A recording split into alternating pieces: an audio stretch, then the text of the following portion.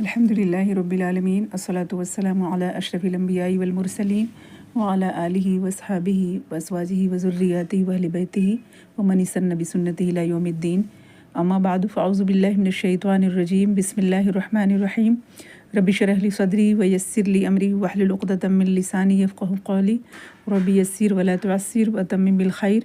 السلام علیکم ورحمۃ اللہ وبرکاتہ۔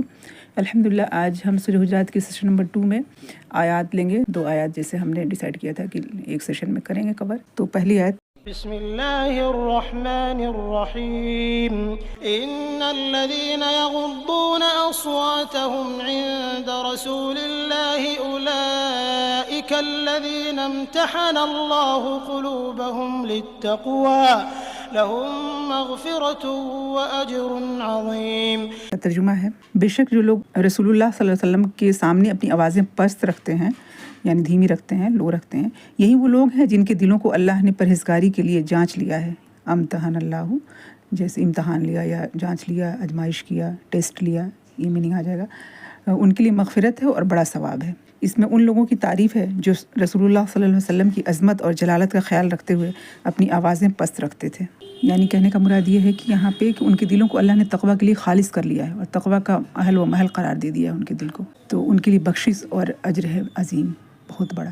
امام احمد نے کتاب الزہد میں مجاہد سے روایت کیا ہے کہ انہوں نے حضرت عمر رضی اللہ عنہ کی طرف ایک خط لکھا، اے امیر المومنین، یہ فرمائے کہ ایک شخص معصیت چاہتا ہی نہیں، یعنی گناہ نہیں چاہتا، برائی چاہتا ہے، اس کی خواہش ہی نہیں ہے اور نہ اس کے مطابق وہ عمل کرتا اور برائی کرتا بھی نہیں ہے، تو وہ افضل ہے یا جو معصیت کو چاہتا ہے، جس کو خواہش ہوتی ہے، جس کو اندر سے ٹیمپٹیشن ہو رہی ہے کچھ گناہ کرنے کا یا کچھ اس طرح کی چیز، جو وہ شخص جس کو کہ ٹیمپٹیشن ہو رہی ہے گناہ کی طرف، اس کو رغبت یا اٹریکشن فیل ہو رہا ہو اور وہ جو ہے اس کے مطابق عمل نہیں کرتا، تو وہ افضل ہے یا جو چاہتا ہی نہیں ہے، جس کو خواہش ہی نہیں ہوتی ہے۔ تو حضرت عمر رضی اللہ عنہ نے اس کو جواب میں لکھا کہ جو لوگ معصیت کو چاہتے مگر اس کے مطابق عمل نہیں کرتے، وہ اس آیت کریمہ کے مصداق ہیں۔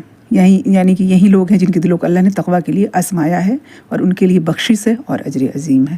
رک جانے پہ، یعنی خواہش ہونے کی، انسان فرشتہ تو ہو نہیں سکتا نا، تو انسان جو ہے وہ فرشتہ صفت بننے کی کوشش، مطلب جو ہے وہ، اور برائیوں سے بچنے کے لیے جو اسٹرگل کرتا ہے، جو ایفرٹ لگاتا ہے، یہ سب جو ہے وہ اس کے لیے اجر کا سبب بنتے ہیں۔ یہ آیت صحابہ کو ادب سکھا رہی ہے کہ پروفٹ محمد صلی اللہ علیہ وسلم کے سامنے بات کرتے وقت آواز دھیمی رکھیں، اور ان کو کہہ کے، یعنی پورے امت کو قیامت تک کے لیے جو بھی مسلمان ہیں سب کو یہ سکھایا جا رہا ہے، بلکہ پوری انسانیت کے لیے دین آیا ہے یہ، تو سب کے لیے اس میں سبق ہے۔ اور یہ صرف فزیکل پریزنس تک لمیٹڈ نہیں ہے، بلکہ دین کے معاملات میں ان کی سنت اور ٹیچنگز کو ہر چیز پہ پرائرٹی دینا، یہ بھی اس میں شامل ہے۔ اور یہاں بھی پھر یہ بات ہے کہ سنت کے مقابلے میں اپنی اوپینین کو اوپر نہ رکھیں، حدیث سنتے وقت یا دین کی بات میں رسپیکٹ اور سیریسنس رکھنا چاہیے، اور نبی صلی اللہ علیہ وسلم کا نام آئے تو ادب سے درود و سلام پڑھنا چاہیے، درود و سلام ان پہ بھیجنا چاہیے، اور دینی ڈسکشن میں جو ہے لاؤڈ یا روڈ آرگومنٹیٹیو ٹون کو ایوائڈ کرنا چاہیے۔ یہ عملی پوائنٹس ہو گئے۔ آیت نمبر 4، ان الذین ینادونک من وراء الحجرات اکثرهم لا یعقلون۔ ترجمہ ہے، جو لوگ آپ کو حجروں کے پیچھے سے پکارتے ہیں ان میں سے اکثر بالکل بے عقل ہیں۔ یہ کہا گیا کہ اکثرهم لا یعقلون۔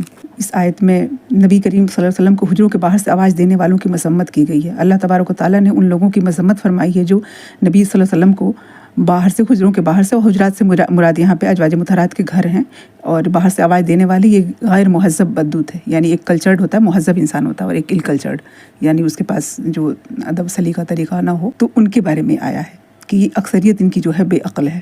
اور یہاں پہ یہ بات معلوم ہوتی ہے کہ نبی پاک صلی اللہ علیہ وسلم کی تعظیم جو ہے وہ نہ کرنا، یہ بے عقل ہونے کی نشانی ہے۔ تمیز سے خالی جو رویے ہوتے ہیں ان سے ایک طرح سے منع فرمایا گیا ہے یہاں پہ۔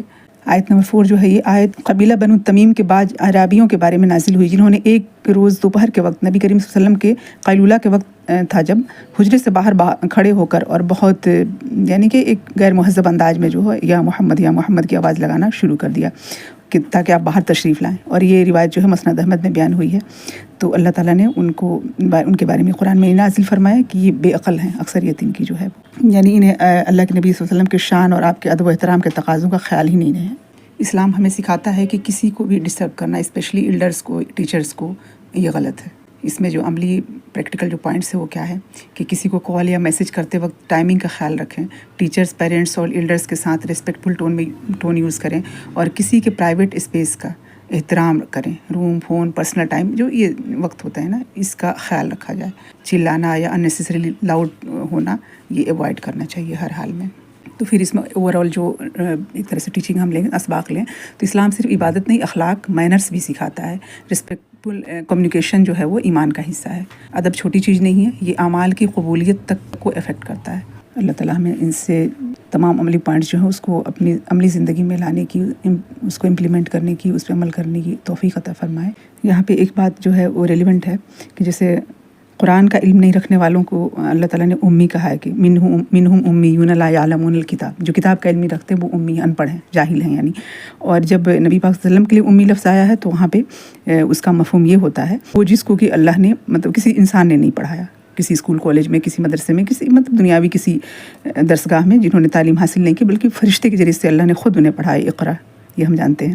اور ہم جانتے ہیں کہ سیاق و سباق یعنی کانٹیکسٹ کے مطابق جو الفاظ کے میننگ بدل جاتے ہیں. تو وہاں بھی اللہ نے یہ فرمایا کہ امی تو وہی ہے جو کہ کتاب کا علم نہیں رکھتے، اور نبی پاک صلی اللہ علیہ وسلم سے بڑھ کے کتاب کا علم کون رکھتا تھا. تو وہاں امی کا ان کے لیے میننگ جو ہے وہ الگ ہوتا ہے. اور پھر یہ کہ دنیا والوں کے نزدیک جو ہے عقل اور انٹیلیجنٹ ہونے کا، جو عقل مند ہونے کا، انٹیلیجنٹ ہونے کا جو معیار ہے نا، کچھ اور ہوتے نہیں، اللہ کے نزدیک کچھ اور ہے. یہ بات بھی یہاں سے معلوم ہوتی ہے. جیسے صحابہ منافقین کہتے تھے نا کہ انؤمن کما آمن السفہاء، جب ان سے کہا جاتا ہے کہ ایمان لاؤ تو کہتے ہیں کہ کیا ان بیوقوفوں جیسے ہم ایمان لائیں. تو اللہ تعالیٰ وہاں خبر دیتے ہیں بالکل کلیئر کٹ کہ الا انہم هم السفہاء ولکن لا یعلمون، کہ جان لو کہ یہی بیوقوف ہیں اور یہ علم نہیں رکھتے، یہ جانتے ہی نہیں ہیں. تو یہاں بھی جو ہے بے عقلی کو ہم دیکھ رہے ہیں کیا مطلب مفہوم ہے، بے عقل کون انسان ہے. اور یہ کہ دلوں کا امتحان جو ہے اس کے بارے میں بھی بات ہوئی جو پہلی آج کی آیت ہے، آیت نمبر 3 میں جو ہے کہ انسان کو ٹیمپٹیشن ہونے کے باوجود، خواہش ہونے کے باوجود، اٹریکشن ہونے کے باوجود بھی اس سے بچنا جو ہے وہ اجر عظیم کا مطلب سبب ہے انشاءاللہ تعالی. وآخر دعوانا الحمد للہ رب العالمین. سبحانک اللہم وبحمدک، نشہد ان لا الہ الا انت، نستغفرک ونتوب الیک. سبحان ربک رب العزۃ عما یصفون، وسلام علی المرسلین، والحمد للہ رب العالمین. آمین.